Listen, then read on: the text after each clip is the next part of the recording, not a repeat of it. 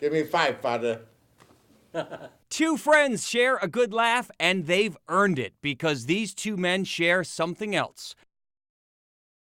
Father Bob Weiss and Ben Fainer had an unforgettable view of the worst nightmare of the 20th century. This actually happened, and this is not some kind of fabricated story. During World War II, 6 million Jews were murdered by Adolf Hitler in the Third Reich. Incredibly, some survived these concentration camps, and even in 2014, right here in St. Louis, Holocaust survivors are here to tell the story.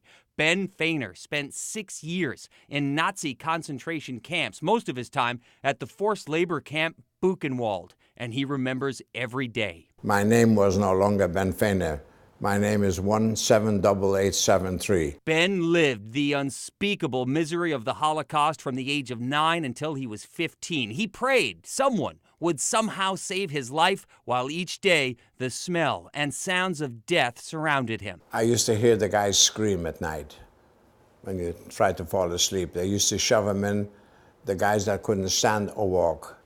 They used to shove them in the crematorium alive. As the Allies closed in on the Nazis in 1945, American troops began liberating those death camps. That's where Father Bob Weiss comes in. He was First Sergeant Weiss with the U.S. Army then, moving through Germany, liberating thousands from the concentration camps. Father Weiss was one of the first Americans to see the horror of the Holocaust firsthand. This horrible thing that happened, it's incredible. Nazi SS officers forced Ben Fainer and others on one final death march near the end of the war, and that's when American forces, like Father Weiss and his 42nd Rainbow Division, came marching in.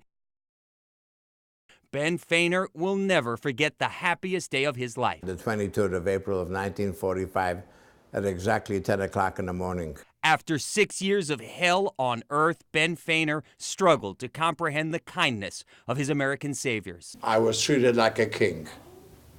They watched every moment over me. Ben Fainer and Father Bob Weiss didn't meet that day in 1945, but they came very close. Incredibly, they met here in St. Louis, and not that long ago. Local author Mark Leach was doing research for a book on World War II.